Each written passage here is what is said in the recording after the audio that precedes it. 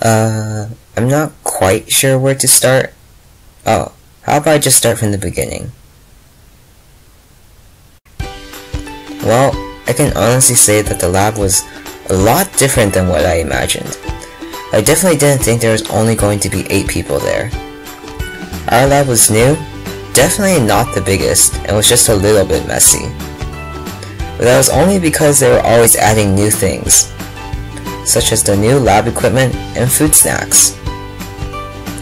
Well, it's probably not easy to picture how everything looks like, so why don't you take a look at the lab yourself?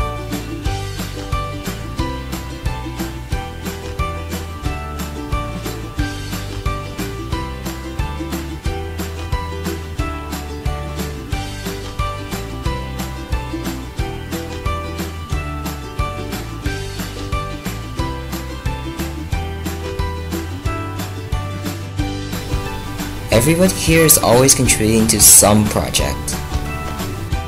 Whether if it's their own project, or just simply assisting someone else's.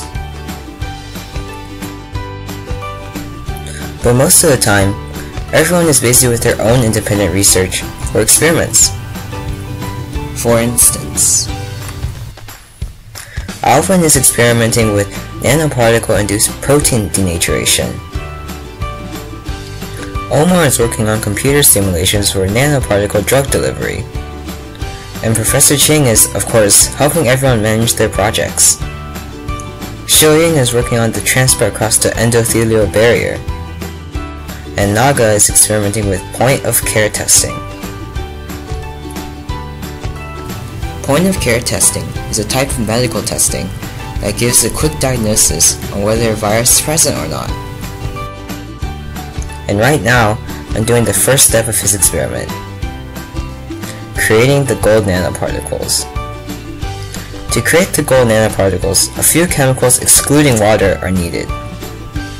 Hydroquinone, sodium citrate tribasic dihydrate,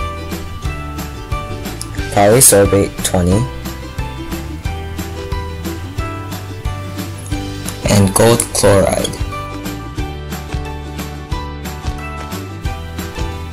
First, add the ultra-pure water to the solution.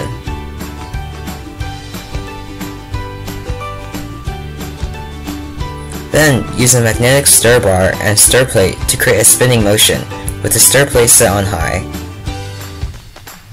Then, add the chemicals in this order: gold chloride, sodium citrate, and hydroquinone. The sodium citrate and hydroquinone are used to stabilize and prevent the particles from aggregating.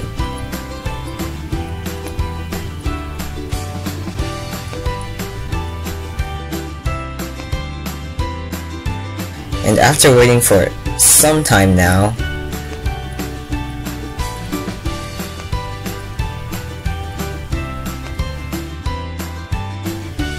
a small sample should be taken out and tested on the DLS.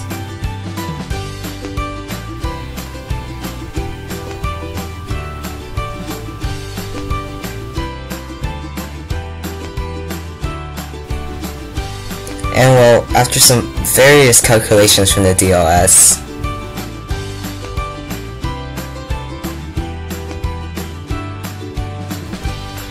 the creation of the nanoparticles definitely wasn't a failure.